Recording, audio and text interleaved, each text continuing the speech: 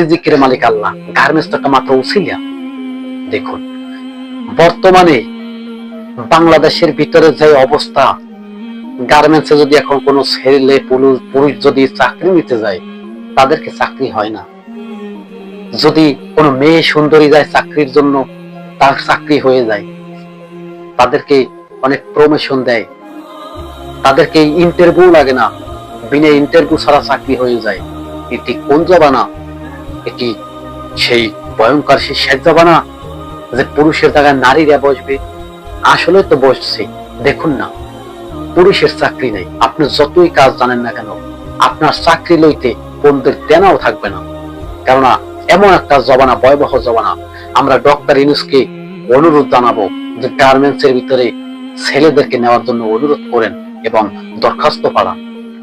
যদি ছেলেদের যদি গার্মেন্টস এর চাকরি না হয়, তবে মানুষ, একটা ফ্যামিলি কিভাবে চলবে? মহিলারা তো 500 টাকা নোট দেখলে তারা তো মানুষকে কোনো সম্মান দেওয়া জানে না, মানুষকে তো গেরাজদুরি করে না।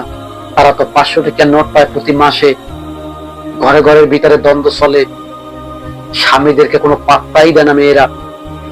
আর বাংলাদেশের শিল্পীপতিরা একই শুরু করছে, তারা শুধু মাইয়াই নিতে আছে, মেয়েদেরকেই চাকরি দেয়, কোনো পুরুষ লোকের চাকরি নাই। তবে এটি একটা বড় আলামত, বিশাল বড় আলামত, বিশাল বড় আলামতের ঘটনা ঘটছে মেরিন বাংলাদেশে। মেরিন বাংলাদেশে দৃশ্য দেখলে আপনি শুরু হয়ে যাবেন। একটা গার্মেন্টস এর ভিতরে যদি আপনি যদি ঢুকেন, তবে দেখতে পারবেন যে শুধু নারী আর নারী, নারী আর নারী, কোনো একটা পুরুষ নাই। কেন ভাই? পুরুষ পৃথিবীর ভিতরে আপনাদেরকে এত ক্ষতি করে ফেলছে যে পুরুষের কোনো চাকরি নাই, নারীদের চাকরি আছে। জবানাটা তো এইরকম ছিল না, জবানাটা তো ফিতনায় পড়ে হয়েছে। জবানাটা তো 1400 বছর নবী সাল্লাল্লাহু আলাইহি ওয়াসাল্লাম আগে বলছিল যে এই জবানাটা এমন একটা জবানা, পুরুষের জায়গায় নারী বসবে, নারীর জায়গায় পুরুষ বসবে, পুরুষের পোশাক নারী পরবে, নারীদের পোশাক পুরুষ পরবে। দেখছেন, আমি কিন্তু দেখে ফেলছি, এমনই চলছে। আপনি শিল্পী কারখানায় যান, আপনি কোনো অফিস আদালতে যান, আপনি কোনো সরকারি ডিপার্টমেন্টে যান, সব নারী আর নারী, নারী আর নারী। কেন নারীরা চাকরি পাবে না? নারীরা তো চাকরি পাবে। কেন? নারীর সংখ্যা বেড়ে গেছে, যে এই রকমের বেড়ে নাই, এই রকমের বেড়ে যায় না। যে নারী এমন বাড়ছে যে পুরুষই নাই, নারী বাড়ছে সীমিত। কিন্তু দেখুন, 100 পুরুষ 100 নারী যদি কোনো একটা চাকরির উদ্দেশ্যে রওনা দেয়, আপনি জানেন নারী 90টা নারীর চাকরি হয়ে যাবে, আর 50টা পুরুষের চাকরি হবে না। এখন বাস্তব ঘটনা। এখন বাংলাদেশের ভিতরে এমনই চলছে, নারীদেরকে চাকরি আছে, পুরুষের কোনো চাকরি নেই।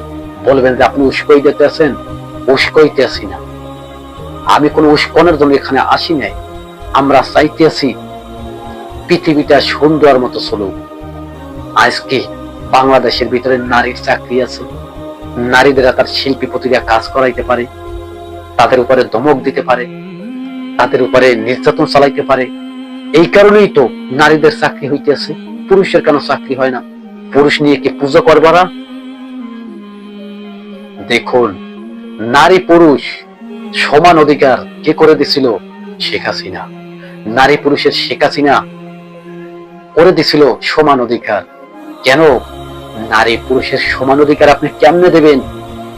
একটা নারীর কাছে যা আছে, একটা পুরুষের কাছে যা আছে, একটা নারীর কাছে কি তা আছে?